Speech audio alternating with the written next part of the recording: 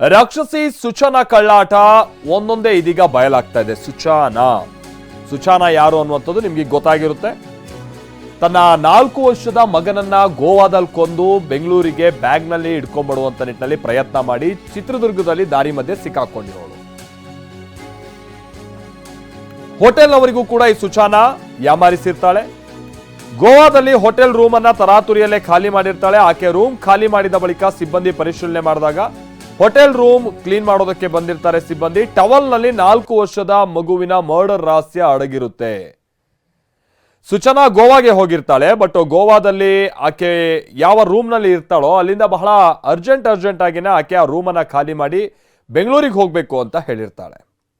ವಿಚಾರ ಅಂತಾನೆ ಬೆಂಗಳೂರಿಗೆ ಹೋಗುವಂತ ನಿಟ್ಟಿನಲ್ಲಿ ಒಂದು ಟ್ಯಾಕ್ಸಿಯನ್ನ ಬುಕ್ ಮಾಡೋದಕ್ಕೆ ಹೋಟೆಲ್ನವರಿಗೆ ಹೇಳಿರ್ತಾರೆ. ಬಟ್ ಹೋಟೆಲ್ನವರು ಟ್ಯಾಕ್ಸಿಲಿ ಯಾಕೆ ಹೋಗ್ತೀರಾ ಮೇಡಮ್, ನೀವು ಫ್ಲೈಟಲ್ಲೇ ಹೋಗ್ಬಿಡಿ, ಇನ್ನೂ ಕಮ್ಮಿ ಆಗುತ್ತಲ್ಲ, ಬೇಗನೂ ಹೋಗ್ಬೋದು ಅಂತ ಹೇಳಿದ್ರೆ ಇಲ್ಲ ಟ್ಯಾಕ್ಸಿಲೇ ಹೋಗ್ಬೇಕು ಅಂತ ಹೇಳಿರ್ತಾಳೆ. ಯಾಕೆ ಅಂತ ಅಂದ್ರೆ ಫ್ಲೈಟ್ನಲ್ಲಿ ಹೋದ್ರೆ ಏರ್ಪೋರ್ಟ್ನಲ್ಲಿ ತಗ್ಲಾಕೊಳ್ತೀನಿ ಅನ್ನುವಂಥದ್ದು ಭಯ. ಟವಲ್ನಲ್ಲಿ ರಕ್ತದ ಕಲೆ ನೋಡಿ ಹೋಟೆಲ್ ಸಿಬ್ಬಂದಿ ಶಾಕ್ ಆಗಿರ್ತಾರೆ. ಸುಚಾನಾಗೆ ಕರೆ ಮಾಡಿರ್ತಾರೆ ಗೋವಾದ ಹೋಟೆಲ್ನ ಸಿಬ್ಬಂದಿ.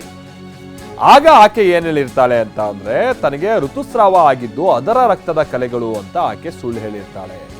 ಮಗುವನ್ನ ಹತ್ಯೆಗೈದು ಸೂಟ್ ಕೇಸ್ಗೆ ಆ ಹಂತಕ್ಕೆ ತುಂಬಿರ್ತಾಳೆ. ಬಳಿಕ ಕೈಯನ್ನ ಕೊಯ್ದುಕೊಂಡು ಆತ್ಮಹತ್ಯೆಗೆ ಯತ್ನಿಸಿರ್ತಾಳೆ. ಟವಲ್ನಿಂದ ರಕ್ತದ ಕಲೆಗಳನ್ನ ಒರೆಸಿರ್ತಾಳೆ ಕ್ರಿಮಿ ಸುಚಾನಾ. ಪೊಲೀಸ್ ತನಿಖೆ ವೇಳೆ ಈ ಶಾಕಿಂಗ್ ಸತ್ಯ ಬಯಲಾಗಿದೆ. ಅಂದ್ರೆ ಮಗನನ್ನ ಕೊಂದಂತ ನಂತರದಲ್ಲಿ ತಾನೂ ಕೂಡ ಆತ್ಮಹತ್ಯೆ ಮಾಡ್ಕೊಳ್ಳೋದಕ್ಕೆ ಸುಚಾನಾ ಪ್ರಯತ್ನ ಪಟ್ಟಿರ್ತಾಳೆ. ಆ ನಂತರದಲ್ಲಿ ಅದೇನು ಪಾಪ ಪ್ರಜ್ಞೆ ಕಾಡ್ತೋ ಗೊತ್ತಿಲ್ಲ, ಆಕೆ ತಾನೂ ಕೂಡ ಆತ್ಮಹತ್ಯೆಗೆ ಪ್ರಯತ್ನ ಪಟ್ಟಿರ್ತಾಳೆ. ಆದ್ರೆ ಅದೇನಾಯ್ತೋ ಮತ್ತೆ ಮನಸ್ಸನ್ನ ಬದಲಾಯಿಸ್ಕೊಂಡಿರ್ತಾಳೆ ಆಕೆ. ತನ್ನ ಕೈಯನ್ನ ಆಕೆ ಏನು ಕೊಯ್ದುಕೊಂಡಿರ್ತಾಳೆ, ಕೂಡಲೇ ಈ ಟವಲ್ನಿಂದ ಅದನ್ನೆಲ್ಲ ಆಕೆ ಒರೆಸ್ಕೊಂಡಿರ್ತಾಳೆ. ಹಾಗಾಗಿ ಟವಲ್ ಕಂಪ್ಲೀಟ್ ಆಗಿ ರಕ್ತಮಯವಾಗಿರುತ್ತೆ. ಆಗ ಹೋಟೆಲ್ ಸಿಬ್ಬಂದಿ ಯಾಕೆ ಟವಲ್ ಕಂಪ್ಲೀಟ್ ಆಗಿ ರಕ್ತ ಆಗಿದೆಯಲ್ಲ ಅಂತ ಕೇಳಿದ್ರೆ ತನಗೆ ಋತುಸ್ರಾವ ಆಗಿದೆ ಅಂತ ಆಕೆ ಹೇಳಿರ್ತಾಳೆ.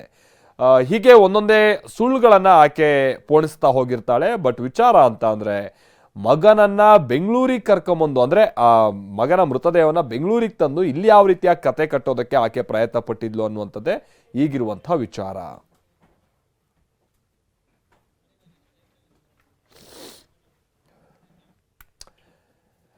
ಇನ್ನು ಮಗುವನ್ನ ಕೊಂದು ಒಂದು ದಿನ ಆ ಮಗುವಿನ ಶವದೊಂದಿಗೆ ಕಾಲ ಕಳೆದಿರ್ತಾಳೆ ಈ ಸುಚಾನಾ. ಜನವರಿ 7ನೇ ತಾರೀಕಿನಂದು ಸಂಜೆ ಹೊತ್ತಿಗೆ ಮಗುವನ್ನ ಸುಚಾನಾ ಕೊಂದಿರ್ತಾಳೆ. ಬಳಿಕ ರಾತ್ರಿ ರೂಮ್ ಅನ್ನ ಚೆಕ್ಔಟ್ ಮಾಡೋದಾಗಿ ಆಕೆ ಹೇಳಿರ್ತಾಳೆ. ಕೊನೆ ಕ್ಷಣದಲ್ಲಿ ಇವತ್ತು ನಾನು ರೂಮ್ ಚೆಕ್ಔಟ್ ಮಾಡೋದಿಲ್ಲ, ನಾಳೆ ಚೆಕ್ಔಟ್ ಮಾಡ್ತೀನಿ ಅಂತ ಸುಚಾನಾ ಹೇಳಿರ್ತಾಳೆ. ಅನಂತರದಲ್ಲಿ ಮಗನ ಹತ್ಯೆ ಬಳಿಕ ತನ್ನ ಕೈಯನ್ನ ಕೊಯ್ದುಕೊಂಡು ಆತ್ಮಹತ್ಯೆಗೂ ಕೂಡ ಆಕೆ ಪ್ರಯತ್ನ ಪಟ್ಟಿರ್ತಾಳೆ. ಜನವರಿ 7ನೇ ತಾರೀಕಿನ ಮಧ್ಯರಾತ್ರಿ ಆತ್ಮಹತ್ಯೆಗೆ ಆ ಸುಚಾನಾ ಪ್ರಯತ್ನವನ್ನ ಪಟ್ಟಿರ್ತಾಳೆ. ಇನ್ನು ಜನವರಿ 8ರಂದು ರೂಮ್ ಖಾಲಿ ಮಾಡಿರ್ತಾಳೆ ಹಂತಕಿ ಸುಚಾನಾ ಅನ್ನುವಂಥದ್ದು ಗೊತ್ತಾಗ್ತಾ ಇದೆ.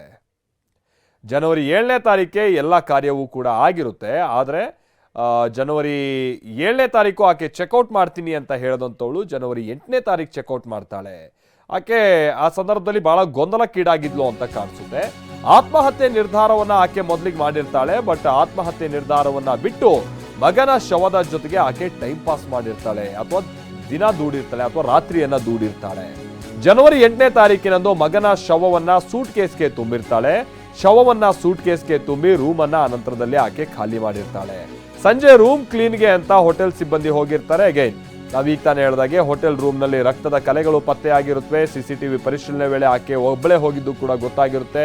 ಕೂಡಲೇ ಸ್ಥಳೀಯ ಪೊಲೀಸರಿಗೆ ಮಾಹಿತಿಯನ್ನ ಕೊಟ್ಟಿರ್ತಾರೆ ಸಿಬ್ಬಂದಿ. ಆ ನಂತರದಲ್ಲಿ ಆ ಟ್ಯಾಕ್ಸಿ ಯಾರನ್ನ ಯಾವ ಟ್ಯಾಕ್ಸಿಯಲ್ಲಿ ಕಳಿಸಿರ್ತಾರೋ ಆ ಟ್ಯಾಕ್ಸಿ ಡ್ರೈವರ್ನ ಅವರು ಕಾಂಟ್ಯಾಕ್ಟ್ ಮಾಡ್ತಾರೆ. ಹತ್ತಿರದ ಸ್ಟೇಷನ್ಗೆ ಹೋಗಿ ರಿಪೋರ್ಟ್ ಮಾಡು ಅಂತ ಹೇಳ್ತಾರೆ.